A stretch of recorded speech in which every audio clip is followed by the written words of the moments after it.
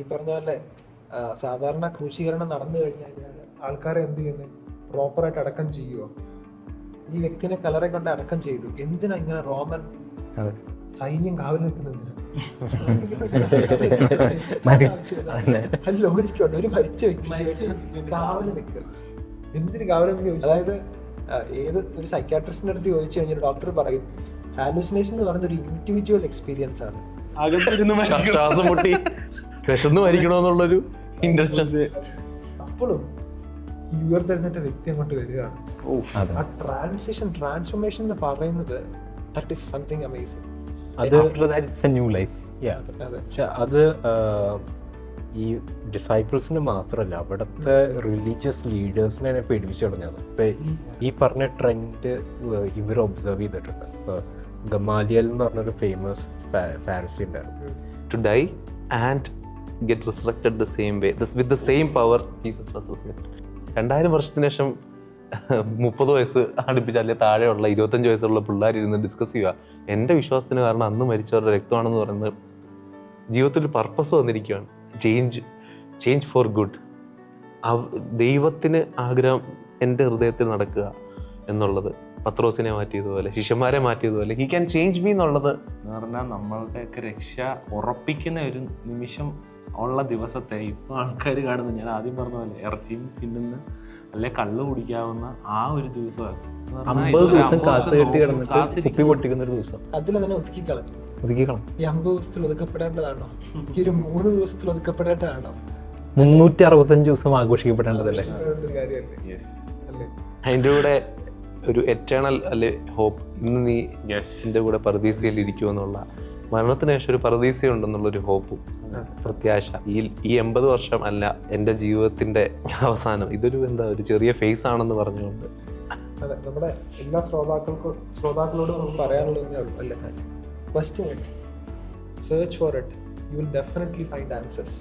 ഇത് വെറും ഒരു സെലിബ്രേഷൻസ് ആണോ, ആഘോഷങ്ങളാണോ?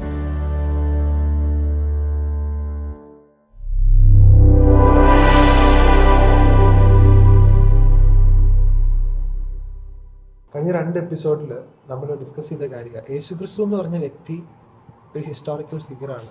ആ വ്യക്തി ജീവിച്ചിരുന്നു, എക്സിസ്റ്റ് ചെയ്തിരുന്നു എന്നുള്ളത് മാത്രമല്ല, ആ വ്യക്തി മരിച്ചു എന്നുള്ള കാര്യത്തെക്കുറിച്ച് അല്ലെ, അതിന്റെ തെളിവുകളിലൂടെയൊക്കെ നമ്മൾ പോയതാണ്. മൂന്നാമതായിട്ട് ഇപ്പൊ ഈസ്റ്ററിലേക്ക് നമ്മൾ വരുമ്പം third day is A day of celebration. വലിയ സന്തോഷത്തിന്റെ ദിവസമാണ്. 2 ദിവസം ദുഃഖിച്ചിരുന്നിട്ട് 3-ാമത്തെ ദിവസം ആഹ്ലാദത്തിന്റെ സന്തോഷത്തിന്റെ ദിവസമാണ്. കാരണം കോസ് എന്തായിരുന്നു? റെസറക്ഷൻ, ഉയർത്തെഴുന്നേറ്റ് എന്ന് പറയുന്നത്. അപ്പൊ ഞാൻ എന്നോട് ചോദിച്ചിരുന്ന ചോദ്യമാണ്, ഇങ്ങനെയൊക്കെ സംഭവിക്കുമോ? മരിച്ചു കഴിഞ്ഞ ഒരു വ്യക്തിക്ക് ഉയർത്തെഴുന്നേൽക്കാനായിട്ട് പറ്റുമോ? ഞാൻ പേഴ്സണലി കണ്ടിട്ടില്ല. നിങ്ങൾ ആരെങ്കിലും കണ്ടിട്ടുണ്ടോ? സോ അത് സത്യമാണ്, വാസ്തവമാണ്. എന്താ അതിനെ കുറിച്ചുള്ള അഭിപ്രായം? ഇതിൽ വേറൊരെണ്ണമുണ്ട്. ഇതിനു മുമ്പ് ഒരാൾ ഉയർത്തെഴുന്നേറ്റ് നമ്മൾ കാണുന്നുണ്ട് അല്ലേ, ലാസർ. പക്ഷെ അതിന്റെ ഉയർപ്പിലൊരു ഡിഫറൻസ് ഉണ്ട്. എന്ന് പറഞ്ഞാൽ അത് ഇയാള് തന്നെ, ഈ മരിച്ച് തന്നെ ഉയർത്തു വന്ന ആള് തന്നെ, യേശു തന്നെ വന്ന് യേശുവിന്റെ ശക്തിയും കൊണ്ട് ഉയർത്തെഴുന്നേൽപ്പിക്കുന്നതാണ് അല്ലേ. നമ്മൾ മരിച്ചു കഴിഞ്ഞാൽ പിന്നെ എന്താ സംഭവം എന്ന് നമുക്കൊന്നും അറിയത്തില്ല. എന്നാണ് അവിടെ സംഭവിക്കാൻ പോകുന്നത്? ഉറക്കമാണോ അതെയോ എന്താണെന്ന് പറയുന്നത്. ഈ ഒരു പോയിന്റിൽ പോയിട്ട് തൻ്റെ സ്വന്തം ശക്തി കൊണ്ട് ഉയർത്ത് വരിക എന്ന് പറഞ്ഞാൽ അത് ഭയങ്കര യുണീക്കാണത്. ആ കാലത്തും അല്ലെങ്കിൽ ഈ കാലത്ത് പലരും ചോദിച്ചിട്ട് ഒരുപാട് കോൺട്രവേഴ്സീസ് അല്ലേ ഉണ്ടെന്ന് തോന്നുന്നു. ഒരുപാട് തിയറീസ് ഉണ്ടെന്ന്. ഈ തിയറീസിനൊക്കെ നമുക്ക് എനിക്കൊന്ന് ഡിഫെൻഡ് ചെയ്യാൻ പറ്റുന്നതാണ്. കുറെ തിയറീസും റെസറക്ഷൻ നടന്നിട്ടില്ല എന്നുള്ള നിലയിലാണ് തിയറീസ് പറയാറുണ്ട്, കഥകൾ പറയുന്നത്. എനിക്ക് തോന്നുന്നു യേശുക്രിസ്തു ശരിക്കും മരിച്ചിരുന്നില്ല, ക്രൂശിലുണ്ടായിരുന്നു. പക്ഷേ ഈ അപ്പിയർ ടു ഡൈ, അത് കഴിഞ്ഞ് യേശുക്രിസ്തുവിനെ കല്ലറയിൽ കടത്തി. അതിനുശേഷം എല്ലാവരും രാത്രിയായപ്പോൾ അല്ല വേറൊരു സമയമായപ്പോൾ കല്ലറയിൽ നിന്ന് യേശുക്രിസ്തു ജീവനുള്ള ആളായിട്ട് തന്നെ എഴുന്നേറ്റിങ് വന്നു എന്നുള്ളത് അതൊരു തിയറിയാണ്. സ്പൂൺ തിയറി എന്ന് പറയുന്ന ഒരു തിയറിയാണ്. പിന്നെ ഒരു തിയറി ഉണ്ട്, സ്റ്റോളൻ തിയറി. എന്ന് പറഞ്ഞാല് ശിഷ്യന്മാര് തന്നെ യേശുവിന്റെ ശരീരം കട്ടോണ്ട് പോയി എന്നുള്ളത്. അവന്മാര് ഓടി തള്ളിയ ഏരിയയിൽ പുല്ല് വളച്ചിട്ടില്ല, അവന്മാര് ഓടിന്നാ പറയുന്നത്. അതെ അതെ. അതുമല്ല, ഇതില് കോമഡി എന്താന്ന് വെച്ചാല്, ഒന്ന് അവിടെ 2 റോമൻ പടയാളികള് അവിടെ കാവലുണ്ട്. രണ്ടെന്ന് പറയുന്നില്ല. രണ്ടെന്ന് പറയുന്നില്ല, കുറെ. റോമൻ പടയാളികൾ കാവലുണ്ട്. അപ്പം ഒന്നാമത് ഇവർക്ക് റോമൻ പടയാളിനെ കാണുമ്പോൾ പേടിയാണ്. കാരണം അവരുടെ കൂടെ നടന്ന് യേശുവിനെ അടിച്ച് ഈ കണ്ട വേദനകളൊക്കെ അനുഭവിപ്പിച്ചപ്പോഴൊക്കെ കണ്ടത്. അപ്പൊ അതിന് പുറമെ ശമരിയക്കാരാ എതിരാളികളാ, ശമരിയക്കാരാ ഇവന്മാര് കണ്ടപ്പോ ഓടിക്കും. അപ്പൊ ഇവന്മാരുടെ അടുത്ത് പോയിട്ട് ഇവന്മാരെ ആംഡുമാണ്. കാരണം ചുമ്മാ ഒരു ഗാർഡ് അവിടെ നിക്കത്തില്ലല്ലോ. ഇവന്മാരെ ബീറ്റ് ചെയ്യാൻ വേണ്ടിയിട്ട് അത്ര ശക്തിയുള്ള ഒരു ഇതല്ല ശിഷ്യന്മാര്. രണ്ടാമത് നമുക്ക് അതിനെ ഡിഫെൻഡ് ചെയ്യാൻ പറ്റുന്നതെന്ന് പറഞ്ഞാൽ ഈ കല്ല്, ചെറിയ കല്ലൊന്നും അല്ലത് എന്ന് പറഞ്ഞാൽ അത് ആർക്കിയോളജിക്കൽ എവിഡൻസ് അനുസരിച്ച് ഒരു 1-2 ടൺ വെയിറ്റ് വരും. ഇത് തള്ളി നീക്കാൻ തന്നെ അല്ലെ പത്രോസിന് JCB ഓടിക്കാന്നൊക്കെ അറിയാന്നൊക്കെ പറയേണ്ടി വരും. പത്രോസ് JCB ഒക്കെ ഉയർത്തി വന്ന് ചെയ്തെന്ന് പറയേണ്ടി വരും. മാത്രമല്ല ഈ ഇവന്മാരെ ഈ പടയാളികളെ എന്ത് ചെയ്യും ഇൻ കേസ് ഇതല്ലോ അവന്മാരെ കൊന്നുകളയും. ഉറപ്പായിട്ടും. ഈ ഇപ്പം ഉറങ്ങിപ്പോയെന്ന് പറയുന്ന ഒരു സംഭവമുണ്ട്. പടയാളികൾ ഉറങ്ങിയപ്പോഴാണ് അത് അന്ന് തന്നെ ഇറങ്ങിയ അന്ന് തന്നെ ബൈബിളിലും അതിനെ കുറിച്ച് പറയുന്നുണ്ട് അങ്ങനെ. പക്ഷെ ഇങ്ങനെ ഉറങ്ങിപ്പോയെങ്കിൽ ഇവർക്ക് കിട്ടുന്ന ശിക്ഷ എന്ന് പറഞ്ഞാല് അവരെ വേറെ പടയാളിയെ കൊണ്ട് കൊല്ലിക്കുക ചെയ്യുന്നത്, ഉറങ്ങിപ്പോയ ആൾക്കാരെ. അങ്ങനെയാണ് അവിടുത്തെ നിയമം. പിന്നെ ഇതൊന്നും അല്ല എനിക്ക് ഇഷ്ടപ്പെട്ടു. ഇപ്പം ഡിസൈപ്പിൾസ് തന്നെ കട്ടോണ്ട് പോയതാണെങ്കിൽ ഈ ഡിസൈപ്പിൾസ് തന്നെയാണ് യേശുവിന് വേണ്ടി അവരുടെ ജീവിതവും സമർപ്പിച്ച് പിന്നെയും വലിയ വലിയ കാര്യങ്ങൾ ചെയ്യുന്നതും മരണം വരെ അനുഭവിക്കുന്നതും ഈ അടിമേടിക്കുന്നു. ഇവര് തന്നെ ചെയ്ത ഒരു കള്ളത്തരമാണെങ്കിൽ ഈ കള്ളത്തരത്തിന് വേണ്ടി ഇത്രയും കഷ്ടപ്പെടേണ്ട കാര്യം ഇവർക്കുണ്ടോ? അതിന് ലോജിക്കില്ല. സൈക്കോളജിക്കലി നോക്കുമ്പോഴും, സൈക്കോളജിക്കലി സാറ് പറ, എന്നാലും സൈക്കോളജിക്കലി സാറ് നോക്ക്. ഞാൻ കേട്ട കാര്യം പറയാം എന്ന് പറഞ്ഞാൽ ഇവരിപ്പോ കട്ടോണ്ട് പോയതാണെങ്കിൽ ഇവർക്കറിയാം ഇത് തെറ്റാണെന്ന്. ഇതിനുവേണ്ടി ഇവരിത്രയും കഷ്ടപ്പെടേണ്ട കാര്യമില്ല. ഇവരുടെ ജീവൻ തന്നെ കൊടുത്ത് ഇതിനു വേണ്ടി നിൽക്കേണ്ട കാര്യം, ഈ ഫെയ്ത്തിന് വേണ്ടി നിൽക്കേണ്ട കാര്യമില്ല. അതപ്പം സ്റ്റോളൻ തിയറി അത് തെറ്റാണെന്ന് നമുക്ക് ഇങ്ങനെ ഏതെങ്കിലും ഒരു പോയിന്റിൽ ഇവർ വെളിപ്പെടുത്തേണ്ടി വരും. അത് റോമൻകാർ അത്ര ബുദ്ധിമാന്മാരാണ്, അവര് ചെറിയ ആൾക്കാരത്. പിന്നെ മറ്റൊരു കാര്യം എന്ന് പറയുന്നത് ഇതൊരു കെട്ടുകഥയാന്നുള്ളൊരു അല്ലെങ്കിൽ ഇതിഹാസങ്ങളൊക്കെ നമ്മൾ കേട്ടിട്ടുണ്ടല്ലോ, ലെജൻഡ്സ്, മിത്ത് എന്നൊക്കെ പറയും. അതിന് പെർഫെക്റ്റ് ആയിട്ട് നമുക്ക് അതിനെ നീക്കിക്കളയാൻ പറ്റും. എന്താണെന്ന് വെച്ച് കഴിഞ്ഞാൽ ഇതിന് ഒരു ഇതിഹാസം എങ്ങനെ രൂപീകരിക്കപ്പെടുന്നത് അല്ലെങ്കിൽ ലെജൻഡ് എങ്ങനെ ഉണ്ടാവുന്നത് 500 വർഷം കഴിഞ്ഞിട്ട് അല്ലെങ്കിൽ 600 വർഷം 700 വർഷം കഴിഞ്ഞിട്ടുണ്ടാവുന്ന ഒരു കഥകളാണ്. പക്ഷെ അത് ആ യേശുക്രിസ്തു മരിച്ച് അടക്കപ്പെട്ട് ഉയർത്തെഴുന്നേറ്റതിന് ഐ വിറ്റ്നസ്സസ് ഉണ്ട്. അപ്പം അതിനാൽ സാക്ഷീകരിക്കപ്പെട്ടതാണ് ഈ കാര്യങ്ങൾ. അപ്പൊ അതുകൊണ്ട് ഒരിക്കലും അതിനെ മിത്താണെന്ന്, ഒരു ലെജൻഡ് ആണെന്ന് പറയാൻ നമുക്ക് സാധിക്കില്ല. 25-30 ചെറിയ കാലയളവിൽ തന്നെ ഈ നേരത്തെ പറഞ്ഞല്ലോ പ്ലിനീതയങ്ങ് അവർ പാട്ട് പാടിയിരുന്നു ഹിം. അതിൽ യേശുക്രിസ്തുവിന്റെ മരണത്തെ പറ്റിയും ഉയർപ്പിനെ പറ്റിയൊക്കെ മെൻഷൻ ചെയ്തിരുന്നു. ഒന്നാലോചിച്ചത് ഇവനെ പറ്റി ഞാനിപ്പോൾ 5 വർഷം കഴിഞ്ഞിട്ട് അല്ലെങ്കിൽ 20 വർഷം കഴിഞ്ഞിട്ട് ഒരു മിത്ത് എഴുതി, ഇവൻ ഭയങ്കര സൂപ്പറായിരുന്നു, ഇവൻ മറ്റേ കല്ലെടുത്ത് ഉരുട്ടി പറന്നു പോകുന്ന എഴുതിയാലേ എന്റെ കൂട്ടുകാരൻ തന്നെ വന്നിട്ടുണ്ട് തള്ളാടാന്ന് പറഞ്ഞതിനെ. പക്ഷെ ഇത് യേശുക്രിസ്തു മരിച്ചു ഉയർത്തെഴുന്നേറ്റിന്റെ ഒരു ചെറിയ ഗ്യാപ്പുകൾ ഇത് വരികയാണ്. അപ്പൊ അതിനെ മറ്റുള്ളവർ അതിനെ എതിർത്തേനെ. ഇത് കണ്ടവര്, യേശുക്രിസ്തുവിനെ കണ്ട് യേശുക്രിസ്തുവിനെ തൊട്ടവര്, യേശുക്രിസ്തുവിന്റെ കൂടെ ആഹാരം കഴിച്ചവര്, ഇവര് തന്നെ വന്ന് പറഞ്ഞേ യേശുക്രിസ്തുവിനെ ഇത്രയും അധികം ശിക്ഷിക്കാമെങ്കിൽ ഇതെന്തുകൊണ്ട് ആ കാലയളവിൽ ഇതിന് ഒരു ആശയത്തെ തുടച്ചു നീക്കാൻ എന്തുകൊണ്ട് സാധിക്കില്ലായിരുന്നു അല്ലെ? ഹിസ്റ്ററി നോക്കിയാൽ പോലും യേശുക്രിസ്തുവിനെ അവർ അംഗീകരിക്കുന്നുണ്ട്, ആള് മരിച്ചു എന്നും പറയുന്നുണ്ട്. പക്ഷെ അവര് ഉയർത്തെഴുന്നേറ്റു എന്ന് പറയുന്നില്ലെങ്കിലും it is a hidden fact in it. അവർ വെളിപ്പെടുത്തിയിട്ടില്ല ഉയർത്തെഴുന്നേറ്റെന്ന്. എന്നാലും ത്രൂ പറഞ്ഞല്ലോ ഈ പാട്ടുകളിലൂടെ ഉയർത്തെഴുന്നേറ്റു എന്ന് അവര് സട്ടിലായിട്ട് എന്ന് വെച്ചാൽ ഇൻഡയറക്റ്റ് ആയിട്ട് അവർ അംഗീകരിക്കുന്നുണ്ട്. യേശുക്രിസ്തുവിന്റെ ചരിത്രത്തിന് മുമ്പേ, ഗോസ്പലൊക്കെ വരുന്നതിന് മുമ്പേ തന്നെ അംഗീകരിക്കുന്നുണ്ട്. എനിക്കൊന്ന് ഹിസ്റ്റോറിയൻസ് യേശുക്രിസ്തു ഉയർത്തെഴുന്നേറ്റു എന്നുള്ളത് അവരൊക്കെ കൺസെൻസസ് ഇല്ലെങ്കിൽ തന്നെ ഇവരിത് വിശ്വസിച്ചിരുന്നു എന്നുള്ളത് ഹിസ്റ്റോറിക്കൽ ഫാക്റ്റ് ആണ്. ഈ ഡിസൈപ്പിൾസ് അല്ലെങ്കിൽ ഇവർ മരിക്കേണ്ട കാര്യമില്ല. ഈ ഡിസൈപ്പിൾസ് എല്ലാവരും അല്ലെങ്കിൽ ആദ്യം ഉണ്ടായിരുന്ന ക്രിസ്ത്യാനികളൊക്കെ ഇത് വിശ്വസിച്ചിരുന്നു എന്നുള്ളത് ഒരു ഫാക്റ്റാണ്. എനിക്ക് തോന്നുന്നത് ഈ പറഞ്ഞ പോലെ സാധാരണ ക്രൂശീകരണം നടന്നു കഴിഞ്ഞാൽ ആൾക്കാരെ എന്ത് ചെയ്യുന്നത്, പ്രോപ്പറായിട്ട് അടക്കം ചെയ്യുമോ? ഈ വ്യക്തിനെ കലറെ കൊണ്ട് അടക്കം ചെയ്തു. എന്തിനാ ഇങ്ങനെ റോമൻ സൈന്യം കാവൽ നിൽക്കുന്നതിന്? ലോജിക്കുണ്ട്. ഒരു മരിച്ച വ്യക്തി കാവല് നിൽക്കുക എന്തിന് കാവലെന്ന് ചോദിച്ചു കഴിഞ്ഞാൽ അവർക്കറിയാം ഈ വ്യക്തി പറഞ്ഞിട്ടുണ്ട് മരണത്തിന് ശേഷം ഉയർത്തെഴുന്നേൽക്കും. ഇവരുടെ ഉള്ളിൽ ഡൗട്ടാ ഇനി ബിരിയാണി കൊടുത്താലോ അല്ല എങ്ങാനും ജീവനോട് വന്നാലും പുറത്തു വരാതിരിക്കാൻ വേണ്ടിട്ടായിരിക്കും സീലും കൂടെ ചെയ്തു അകത്തിരുന്ന് ശ്വാസം മുട്ടി വിശന്ന് മരിക്കണോന്നുള്ളൊരു ഇന്റൻഷൻ. പിന്നെ ഹാലുസിനേഷൻ, അതായത് ഏത് ഒരു സൈക്കാട്രിസ്റ്റിന്റെ അടുത്ത് ചോദിച്ചു കഴിഞ്ഞാൽ ഡോക്ടർ പറയും ഹാലൂസിനേഷൻ എന്ന് പറയുന്ന ഒരു ഇൻഡിവിജ്വൽ എക്സ്പീരിയൻസ് ആണ്.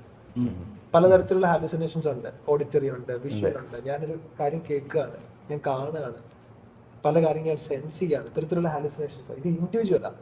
അതായത് നമ്മൾ 5 പേർക്കും നമ്മൾ ഹാലൂസിനേറ്റ് ചെയ്യുന്നുണ്ടെങ്കിൽ ഇവിടെ ചെയ്യുന്നതായിരിക്കത്തില്ല ഞാൻ കേൾക്കുന്നത്.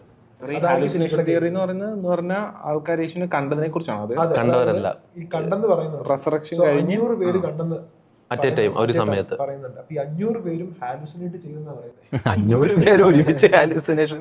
അതാണ്, അതിൽ ലോജിക്കില്ല. അത് ഏതൊരു സൈക്കാട്രിസ്റ്റിന്റെ അടുത്ത് കൊണ്ടുപോയി കഴിഞ്ഞാൽ അവർ ഡിനൈ ചെയ്യുന്നുള്ളതാണ്. അത് തന്നെ ഭയങ്കര ഒരു മിറാക്കിളാണ്.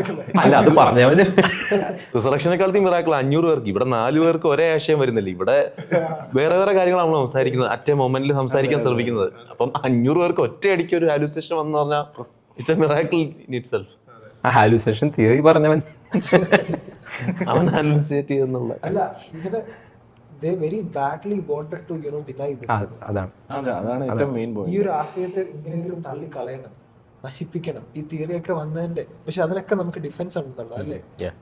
സോ എന്താണ് ഈ റിസറക്ഷൻ കഴിഞ്ഞപ്പം സംഭവിച്ചത്, അല്ലെങ്കിൽ എന്താണ് അതിലൂടെ ഈ ഡിസൈപ്പിൾസിന് കിട്ടിയത്, എന്താണ് അതിന്റെ ഗുണം, എന്താണ്, അല്ലെങ്കിൽ എന്താ അത് തരുന്നൊരു മെസ്സേജ്, എന്താണ്? അവരുടെ ഭയം മാറിയെന്ന് തോന്നുന്നു, പേടി. ഉറപ്പായിട്ടും. നേരത്തെ ഓടി എന്ന് പറഞ്ഞല്ലോ, പത്രോസൊക്കെ ഒളിച്ചും ഒരാള് നഗ്നനായിട്ട് ഓടി എന്ന് പറയുന്നുണ്ട്. യേശു ക്രിസ്തുവിനെ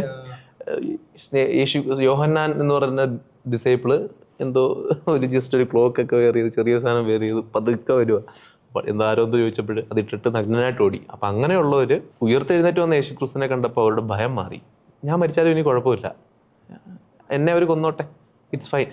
അത് ഇവരുടെ എല്ലാം ചരിത്രം പറയുന്നത് 12 ശിഷ്യന്മാരില് ഓരോരുത്തരും മരിച്ചത് ഓരോ രീതിയിലാണ്. 11 പേരും ഒരാളൊഴികെ.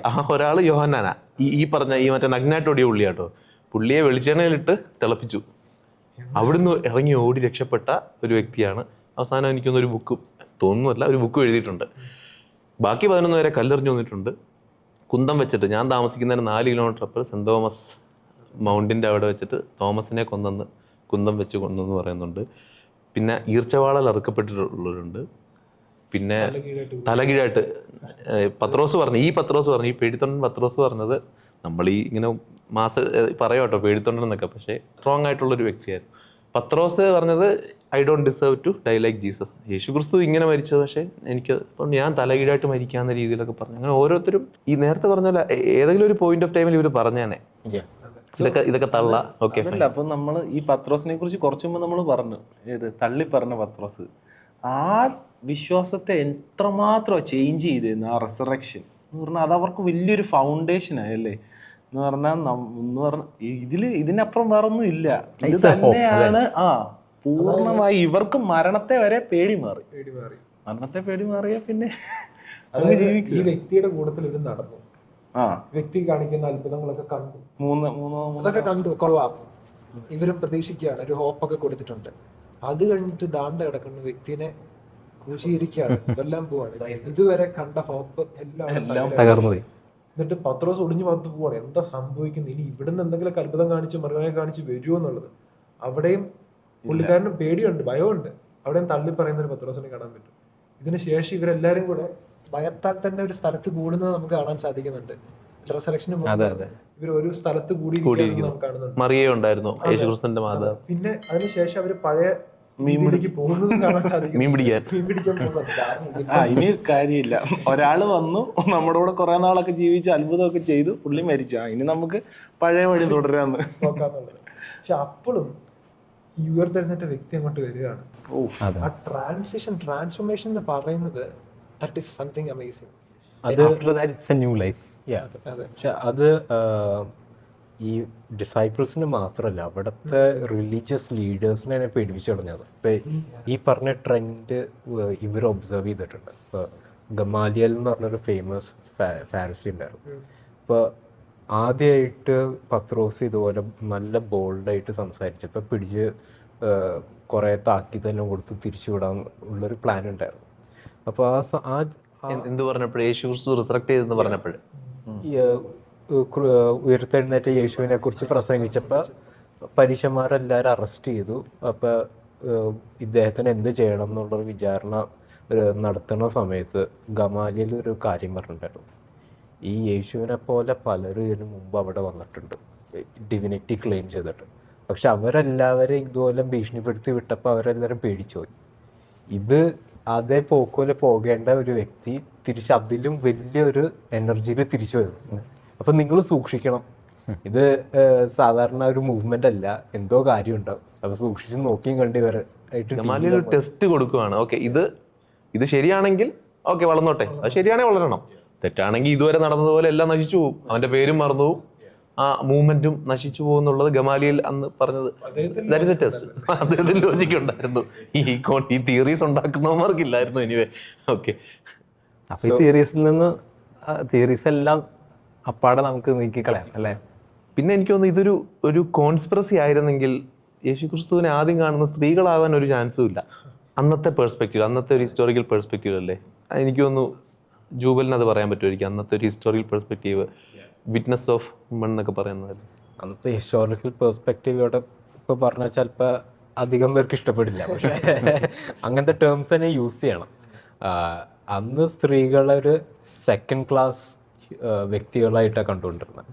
എന്നുവെച്ചാൽ പുരുഷന്മാർ പറയുന്ന വാക്കുകളുടെ അത്ര ഗൗരവം അവർ പറയണതിൽ കൊടുക്കൂല. പണ്ട് ഇന്ത്യയിലും ഉണ്ടായിരുന്നു. ഇന്ത്യയിൽ പണ്ട് പുരുഷന്മാരെ സംസ്കൃതം സംസാരിക്കുള്ളൂ, ബ്രാഹ്മിൺസിൻ്റെ ഇടയിൽ തന്നെ സ്ത്രീകൾ സംസാരിക്കില്ല. അപ്പോൾ സെയിം കോൺസെപ്റ്റ് തന്നെയായിരുന്നു അവിടെ ഉണ്ടായത്. അപ്പോൾ സ്ത്രീകളുടെ വാക്കുകൾക്കൊന്നും ഒരു വിലയുണ്ടായില്ല. അപ്പോൾ അവരൊന്നും ഐ വിറ്റ്നസ്സസ് ആയിട്ട് കൊണ്ടുപോയില്ല. എന്നുവെച്ചാൽ കോടതിയിൽ ഒരു കാര്യം ടെസ്റ്റിഫൈ ചെയ്യണമെങ്കിൽ ആ വ്യക്തിയുടെ വാക്കുകൾക്ക് വില വേണം, സ്ത്രീകളുടെ വാക്കുകൾക്ക് വില കൊടുക്കൂല. അപ്പം അങ്ങനത്തെ ഒരു കാലഘട്ടത്തിൽ ആദ്യമായിട്ട് വന്ന് ടെസ്റ്റിഫൈ ചെയ്യുന്ന സ്ത്രീകളാണ്.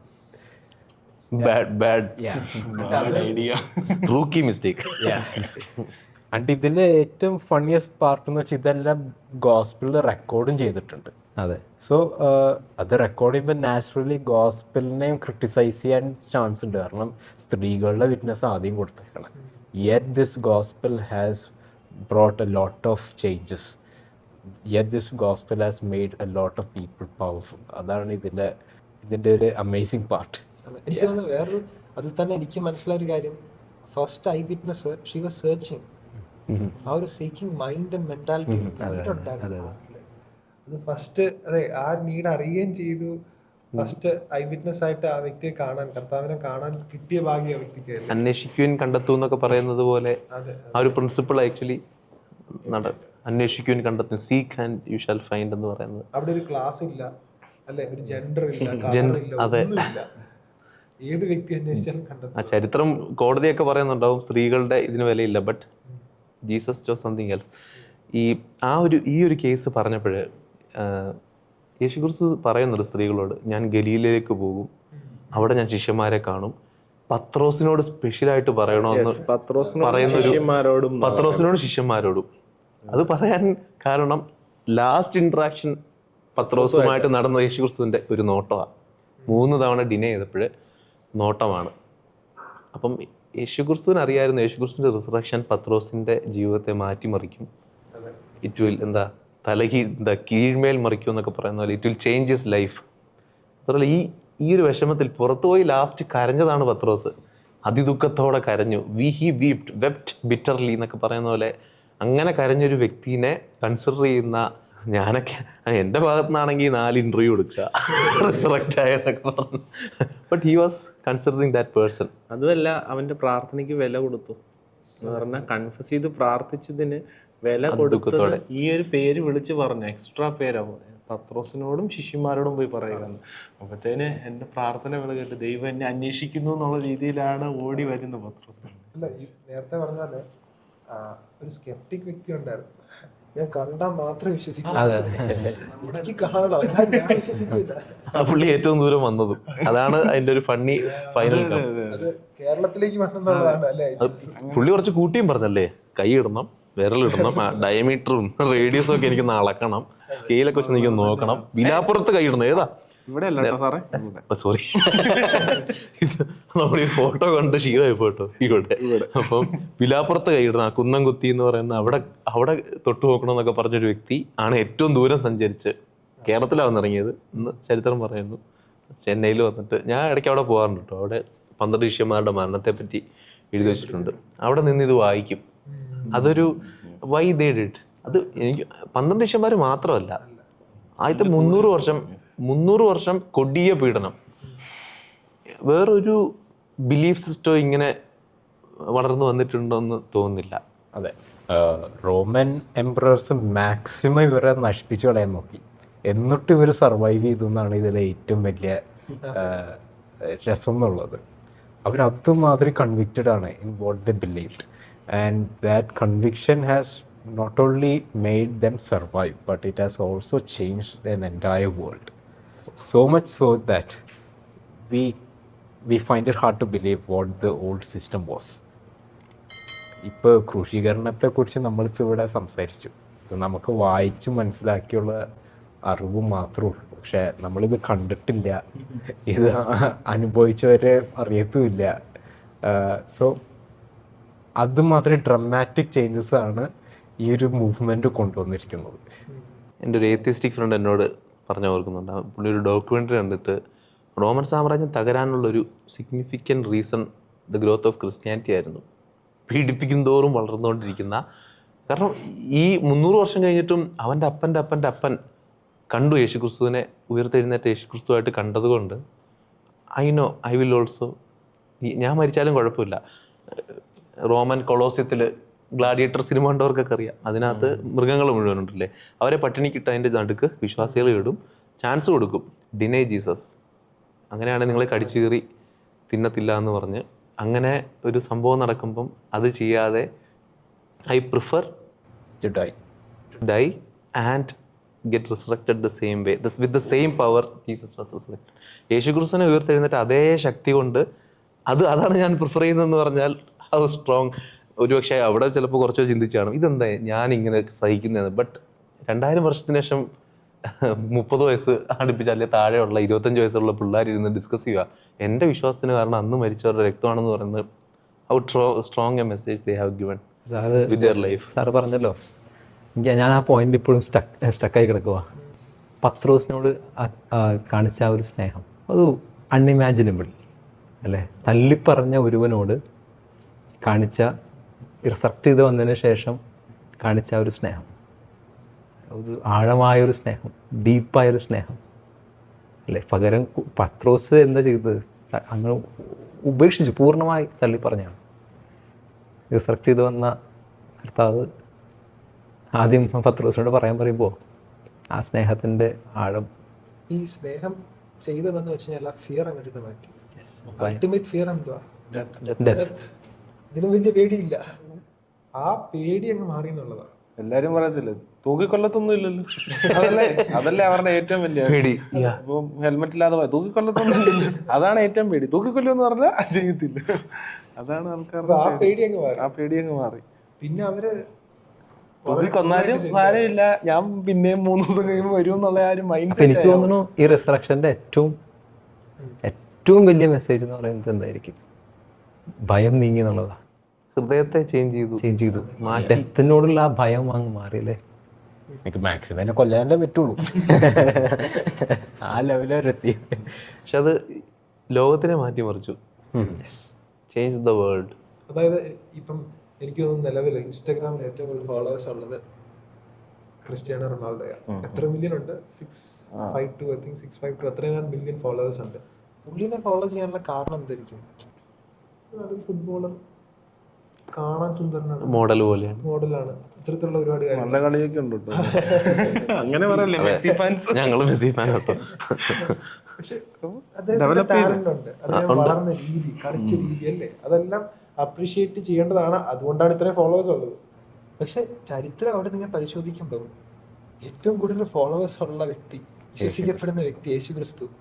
എന്താണ് കാരണം ഇത്രയും ഫോളോവേഴ്സ് വരാനിടയായിട്ട് തീർന്നത്? എന്താ ഈ ലീഡറിനെ ഇങ്ങനെ ഫോളോ ചെയ്തിട്ട് എന്തെങ്കിലും ഇപ്പം ക്രിസ്ത്യാനോ റൊണാൾഡോ ഫോളോ ചെയ്യുമ്പോൾ അതിന് നീ ക്രിസ്ത്യാനോ റൊണാൾഡോ ഫോളോ ചെയ്തില്ല എന്ന് ചോദിച്ചിട്ട് അവനെ ശിക്ഷിക്കണില്ല, അവനെ പരിഹസിക്കണില്ല. ഈ യേശു ക്രിസ്തുവിനെ ഫോളോ ചെയ്യുന്ന വ്യക്തികൾക്ക് കിട്ടുന്നത് അട്ടർ പരിഹാസവും നിന്ദയാണ്. യേശുക്രിസ്തുവിന് കിട്ടിയ പരിഹാസം നിന്നേ കിട്ടണേ, എന്നിട്ടും ഫോളോവേഴ്സിന്റെ എണ്ണം കൂടിക്കൊണ്ടിരിക്കും. എന്നെ അത്ഭുതപ്പെടുത്തിയ വിഷയം അതാ. മറ്റുള്ളവരെ ഫോളോ ചെയ്യുമ്പോൾ ഒരു പ്രശ്നമില്ലല്ലോ. ഐ തിങ്ക് ഇന്നും ചെറുതായിട്ട് നമ്മൾ ഫൈറ്റ് ഒക്കെ ചെയ്യാറുണ്ട്, പക്ഷെ എന്നാലും ഇതുപോലൊരു പ്രശ്നമില്ല. ഇന്നും അത് സിഗ്നിഫിക്കൻ്റ് ആണെന്നുള്ളതായിരിക്കണം, ഇന്നും ഹൃദയത്തെ ചേഞ്ച് ചെയ്യുന്നുള്ളതായിരിക്കണം. അത് മാത്രമേ റീസൺ ആവാൻ ചാൻസ് ഉള്ളൂ. അന്ന് ഫോളോ ചെയ്ത ആൾക്കാർ ഇന്ന് ഫോളോ ചെയ്തു, അന്ന് ആളുകളുടെ ഹൃദയം മാറി, ഇന്നും എന്തോ ചേഞ്ച് വന്നിട്ടുണ്ടാവും. That would have been the reason. ആ ഒരു ട്രാൻസ്ഫോർമേഷൻ അല്ലേ എനിക്കൊന്ന് ജീവിതം മാറുന്നതായിരിക്കും ഏറ്റവും വലിയ ബിഗസ്റ്റ് ചേഞ്ച്. ഓരോരുത്തരുടെയും നമുക്കൊക്കെ റിലേറ്റ് ചെയ്യാൻ പറ്റുന്ന കാര്യമാണ്. നമ്മൾ കൺമുൻപിൽ കാണുന്ന ആൾക്കാർ, നമ്മളെല്ലാം ശരിക്കും പല ഹാബിറ്റ്സ് ഉണ്ട്, നമ്മുടെ തോട്ട്സിൽ പല കാര്യങ്ങളും പോകുന്നുണ്ട്. എവിടൊക്കെയോ എന്തൊക്കെയോ ബ്രോക്കൺനെസ്, മുറിവുകൾ, ഡീപ് വൂൺസ്, ഷെയിം, നാണക്കേടുകൾ, I'm ashamed of certain things, അങ്ങനെയൊക്കെ തോന്നാറില്ലേ? Insecurities, loneliness. ചില പോയിന്റ് കഴിയുമ്പോൾ ഒന്നുകൂടി ജനിച്ച് ജീവിച്ചാൽ നന്നായി. അതുപോലെ പിന്നെ പബ്ജിയിൽ എന്തോ പറയല്ലോ, റീസ്പോണിങ് തന്നെ, അറിയില്ല, പണ്ടായിരുന്നു പബ്ജി ഒക്കെ തീർന്നു, പേര് വരെ മാറ്റി. സോ ഈ പറഞ്ഞ പോലെ കമ്പാരിസൺസ് ചെയ്യുമ്പോൾ എൻ്റെ മനസ്സിലൊക്കെ നീ അവനെ പോലെ ആകുന്നില്ല. എൻ്റെ മനസ്സിലെന്താ, ഐ എം ബാഡ്, എനിക്കെന്തോ പ്രശ്നമുണ്ട്, എനിക്ക് കഴിവില്ല, ഇത്തരത്തിലുള്ള ചിന്തകൾ. എല്ലാവരും ഇങ്ങനെയൊക്കെ കടന്നു പോകുന്ന ആൾക്കാരാണ്. എന്താ ഇങ്ങനെയൊക്കെ ചിന്തിക്കാനായിട്ട് ഉള്ള കാരണം എന്തായിരിക്കും? ഈ ബ്രോക്കൺനെസ് വരാനുള്ള കാരണം എന്തായിരിക്കും? ആളുകളുടെ ദേഹത്ത് എനിക്കൊന്നൊരു വെയിറ്റ് ഉണ്ട്. നേരത്തെ പറഞ്ഞ തെറ്റുകളുടെ വലിയൊരു ഭാരമുണ്ട്, അകൃത്യങ്ങളുടെ ബാഹുല്യം എന്നൊക്കെ പറയുന്ന പോലെ അതിൻ്റെ ഒരു വെയിറ്റ് തലയിലൊരു വെയിറ്റ് ഉണ്ട്. അത് മനുഷ്യരെ നിരാശയിലേക്ക് വീഴ്ത്തുന്നു എന്നുള്ളത് ആണ് മനസ്സിലാക്കാൻ സാധിക്കുന്നത്. ന്യൂസ് പേപ്പർ എടുക്കുകയാണെങ്കിൽ തന്നെ എന്തൊക്കെയാണ് നടക്കുന്നത് നമ്മുടെ ഇപ്പോൾ ഇന്ന് കേരളത്തിൽ നടക്കുന്ന കാര്യങ്ങൾ എന്നൊക്കെ പറഞ്ഞു കഴിഞ്ഞാൽ അയ്യോ ശരിയല്ലേ, ഭയങ്കര അതിക്രമങ്ങൾ, ആക്രമണങ്ങൾ, കൊലപാതകങ്ങൾ. കുടുംബത്തിലെ എത്ര പേരെ ഒരാൾ കൊല്ലുന്നത്, എത്ര യങ്ങായിട്ടുള്ള വ്യക്തികളാണ്. അതെ. സോ എന്തുകൊണ്ട് ഇതൊക്കെ നടക്കുന്നു? Somewhere something is wrong. എവിടേക്ക് ബ്രോക്കൺ ആയ പോലെ, തകർന്നതുപോലെ. സോ എനിക്ക് പേഴ്സണലി ഫീൽ ചെയ്തൊരു കാര്യം എന്ന് പറയുന്നത്, ഈ റെസറക്ഷൻ അല്ലെങ്കിൽ ക്രിസ്ത്യാനിറ്റി എന്ന് പറയുന്നത് യേശുക്രിസ്തു ഈ കാര്യത്തെയൊക്കെ ചേഞ്ച് ചെയ്യുന്നുള്ളതാണ്. ഈ ശിഷ്യന്മാരുടെ ലൈഫിൽ ഇവരുടെ ഇൻസെക്യൂരിറ്റീസ് മാറ്റി. വേറെ എന്തൊക്കെയാ മാറ്റിയത്? ഫിയർ മാറ്റി, കമ്പാരിസൺസ് ഉണ്ടോ, അഗ്രസീവ്നെസ് മാറ്റി. മറ്റേ ദേഷ്യം അല്ലേ, പത്രോസ് ആദ്യം മറ്റേ കത്തിയെടുത്ത് ചെവി കെട്ടിയവനാ. ആ ആള് തന്നെയാണ് പിന്നെ അടി വാങ്ങിച്ചിട്ട് സന്തോഷത്തോടെ പോകുന്ന ആളും. ഐ മീൻ ഇവര് യഹൂദ ജൂയിഷ് ലീഡേഴ്സ് അവരെ അടിച്ചപ്പോഴും ഭയങ്കര ചേഞ്ച്. ഒത്തിരി യേശു ലോകത്തിൽ ജീവിച്ചപ്പോൾ കുറെ കാര്യങ്ങൾ ഇവർക്ക് കാണിച്ചു കൊടുത്തു. ഈ കാര്യങ്ങളൊക്കെ ഇനി ഫോളോ ചെയ്യാം. കാരണം എന്താ, റെസറക്ഷൻ മൂലം ഇത് ജെനുവിൻ ആണെന്ന് മനസ്സിലായി. അപ്പോൾ പിന്നെ പുള്ളീനെ അങ്ങ് ഫോളോ ചെയ്യുക, പുള്ളിയുടെ ക്യാരക്ടറിസ്റ്റിക്സ് ഒക്കെ മനസ്സിലാക്കിക്കൊണ്ട് അതങ്ങ് ഫോളോ ചെയ്യാമെന്ന് പറഞ്ഞത്. ആ ചേഞ്ച് പേഴ്സണലി എനിക്ക് പറയുകയാണ് എന്നിൽ വന്നു എന്നുള്ളത്. അതെ. ആ പത്രോസിനോട് പറയുമ്പോൾ അവനെ കൺസിഡർ ചെയ്ത, പത്രോസിനെ കൺസിഡർ ചെയ്ത ദൈവം എന്നെയും കൺസിഡർ ചെയ്തെന്നുള്ളതാണ് എനിക്ക് പേഴ്സണലായിട്ട് അങ്ങനെ ഫീൽ ചെയ്യുന്നത്. അപ്പോൾ എത്രമാത്രം എന്നെ സ്നേഹിച്ചു. എനിക്ക് എന്തോരം ഇൻസെക്യൂരിറ്റീസ് ഉണ്ട്, എനിക്ക് എന്തോരം എൻ്റെ തെറ്റുകളുണ്ട്. ആ ഒരു തെറ്റ് ഓർക്കാതെ എന്നെ സ്നേഹിച്ച ഒരാൾ, അങ്ങനെ ആർക്കും എന്നെ സ്നേഹിക്കാൻ പറ്റും? എൻ്റെ അപ്പനും അമ്മയ്ക്ക് പോലും എന്നെ അങ്ങനെ സ്നേഹിക്കാൻ പറ്റത്തില്ല അല്ലേ? ആ ഒരു പോയിന്റ് ഓഫ് ടൈമിൽ ഒരാളെ കൊല്ലുന്ന ഒരു വ്യക്തിയെ സ്വന്തം പിതാവും മാതാവും തള്ളിപ്പറയും. ഈ എത്ര അതികഠിനമായിട്ടുള്ള ഒരു കാര്യത്തിലൂടെ കടന്നു പോകുന്ന എന്നെയും ആ തള്ളിപ്പറഞ്ഞ പത്രോസിനെ സ്നേഹിച്ച ആ സ്നേഹമാണ് എനിക്ക് കിട്ടിയത്. അതുകൊണ്ട് എൻ്റെ ഇൻസെക്യൂരിറ്റീസ് മാറി. പിന്നെ എൻ്റെ ഹൃദയത്തെ വാല്യൂ ചെയ്യുന്ന ഒരാളെന്ന നിലയ്ക്ക് ലോൺലിനെസ് അപ്പം പോയി. അപ്പോൾ ദൈവം എൻ്റെ ഹൃദയത്തിലേക്ക് നോക്കുന്നുണ്ട്, എൻ്റെ ഹൃദയത്തെ ബെറ്റർ ആക്കാൻ. നേരത്തെ നമ്മൾ പറഞ്ഞ പോലെ യേശുക്രിസ്തു ഗോഡ് എന്ന നിലയ്ക്കാണ് പാട്ടുകൾ പാടിയിരുന്നത്. ദൈവമായ വ്യക്തി ദൈവമാണെങ്കിൽ മാത്രമേ എല്ലാ ഹൃദയത്തിലും ഒരേ സമയം നോക്കാൻ പറ്റുള്ളൂ. ഇൻഡിവിജ്വലായിട്ട് എൻ്റെ ഹൃദയത്തിലേക്ക് നോക്കിയിട്ട് നിൻ്റെ ഹൃദയത്തെ എനിക്ക് ചേഞ്ച് ചെയ്യണമെന്നുള്ളൊരു ആഗ്രഹം ഉണ്ടെന്ന് പറയുമ്പോൾ അവിടെ ലോൺലിനെസ് പോയി. ജീവിതത്തിൽ പർപ്പസ് വന്നിരിക്കുകയാണ്. Change for good. ദൈവത്തിന് ആഗ്രഹം എൻ്റെ ഹൃദയത്തിൽ നടക്കുക എന്നുള്ളത് പത്രോസിനെ മാറ്റിയതുപോലെ, ശിഷ്യന്മാരെ മാറ്റിയതുപോലെ ഹി ക്യാൻ ചേഞ്ച് മീ എന്നുള്ളത് അതൊരു പർപ്പസ് വരും ജീവിതത്തിൽ. ആക്ച്വലി തെറ്റുകളൊക്കെ ഒരു രോഗമാണെന്നുള്ള രീതിയിൽ കൺസിഡർ ചെയ്യുമ്പോൾ അന്ന് അവിടെ നമ്മൾ നേരത്തെ പറഞ്ഞായിരുന്നു, ഏഷ്യ പ്രോജക്റ്റിൽ പറഞ്ഞ പോലെ അടിപ്പിടലുകളാൽ സൗഖ്യം. നമ്മുടെ എല്ലാ സൗഖ്യവും ആ കഷ്ടപ്പാടിലുണ്ട്. കഷ്ടപ്പാടിലുണ്ട്, മരിച്ചു, അതോടെ തീർന്നായിരുന്നെങ്കിൽ നമുക്കത് വിശ്വസിക്കാൻ പറ്റത്തില്ലായിരുന്നു. നമുക്ക് വിശ്വാസത്തിന് കാരണമായി ഉയർത്തെഴുന്നേറ്റു. അപ്പം നമ്മുടെ എല്ലാ ബുദ്ധിമുട്ടുകളും വിഷമങ്ങളും നമ്മുടെ സൗഖ്യത്തിന് വേണ്ടിയിട്ട് കഷ്ടപ്പാടുകൾ അനുഭവിച്ച ഒരു കർത്താവായി. സോ എനിക്ക് ഈ ട്രാൻസ്ഫോർമേഷൻ സ്റ്റോറിനെ കുറിച്ച് പറയുകയാണെങ്കിൽ ഒരു 8 എപ്പിസോഡും കൂടി വേണ്ടി വരും. നമ്മുടെ ഇൻഡിവിജ്വലി പറയാൻ പറ്റും. ഇപ്പൊ ചുറ്റും നോക്കിയിട്ട് ഇവിടെ വന്ന എത്രയോ പേര്, ഡേവിഡ് ലിങ്സ്റ്റൺ പോയത്, അല്ലെങ്കിൽ എത്ര പേരായി, ഗ്രഹാം സ്റ്റെയിൻസ്, കുഷ്ഠരോഗികൾക്കിടയിൽ വന്ന എത്ര പേര്, യേശുക്രിസ്തുവിന്റെ സ്നേഹമായിട്ട് വന്ന എത്രയോ പേര്. എപ്പിസോഡുകൾ തീരത്തില്ല. പക്ഷെ നമ്മൾ ഡിസ്കസ് ചെയ്ത പോലെ യേശുക്രിസ്തു എന്ന് പറഞ്ഞ വ്യക്തി ഒരു ചരിത്ര പുരുഷനായിരുന്നു. Historically existed. ആ വ്യക്തി ജീവിക്കുക മാത്രമല്ല മരിച്ചു. നമ്മൾ അതിന്റെ തെളിവുകളൊക്കെ കാണാൻ അതിക്രമങ്ങളേറി മരിച്ചു, തെറ്റുകളേറി. പക്ഷെ ഞാൻ ആലോചിക്കുക, ചില പോയിന്റ് ഓഫ് ടൈമിൽ മരണം, അടക്കം, ഉയർത്തെഴുന്നേൽപ്പ് വെറും ആഘോഷമായിട്ട് മാറുന്നുണ്ടോ എന്ന് ഞാൻ സംശയിക്കുക. അതിൻ്റെ യഥാർത്ഥമായ അർത്ഥം എനിക്ക് മനസ്സിലാക്കാൻ പറ്റുന്നുണ്ടോ എന്ന്. ഇത്രയും ഹാപ്പി തരുന്ന ഒരു മൊമെൻ്റാണ്, ഇത്രയും സന്തോഷം തരുന്ന, എന്ന് പറഞ്ഞാൽ നമ്മളുടെയൊക്കെ രക്ഷ ഉറപ്പിക്കുന്ന ഒരു നിമിഷം ഉള്ള ദിവസത്തെ ഇപ്പോൾ ആൾക്കാർ കാണുന്നത്, ഞാൻ ആദ്യം പറഞ്ഞ പോലെ ഇറച്ചിയും തിന്നുന്ന അല്ലെ കള്ള് കുടിക്കാവുന്ന ആ ഒരു ദിവസമാക്കി. 50 ദിവസം കാത്തു കെട്ടി കിടന്നിട്ട് കുപ്പി പൊട്ടിക്കുന്ന ഒരു ദിവസം അതിലതിനെ ഒതുക്കിക്കളഞ്ഞു. ഈ 50 ദിവസത്തിൽ ഒതുക്കപ്പെടേണ്ടതാണോ? ഈ ഒരു 3 ദിവസത്തിൽ ഒതുക്കപ്പെടേണ്ടതാണോ? 365 ദിവസം ആഘോഷിക്കപ്പെടേണ്ടതല്ലേ? ഒരു കാര്യമല്ലേ അല്ലേ? നമ്മൾ ഡിസ്കസ് ചെയ്ത പോലെ നമ്മളെല്ലാവരും കാഷ്വലായിട്ട് സംസാരിക്കുകയായിരുന്നു. നമ്മൾ ആദ്യം പറഞ്ഞ പോലെ നമ്മളെല്ലാവരും ഒരു ബിലീഫ് സിസ്റ്റത്തിൽ നിന്ന് വന്നു, പേരൻസ് ആണ്, അതുകൊണ്ട് ഞാനും ഫോളോ ചെയ്യുന്നു, അങ്ങനത്തെ ഒരു ഫോളോവേഴ്സ് അല്ല. റീസൺ ഉണ്ട്, ക്വസ്റ്റ്യൻ ചെയ്തു, അതെ, ക്വസ്റ്റ്യൻ ചെയ്തു, ഉത്തരം കിട്ടി, അതിന് ഡിഫൻസ് ഉണ്ട്.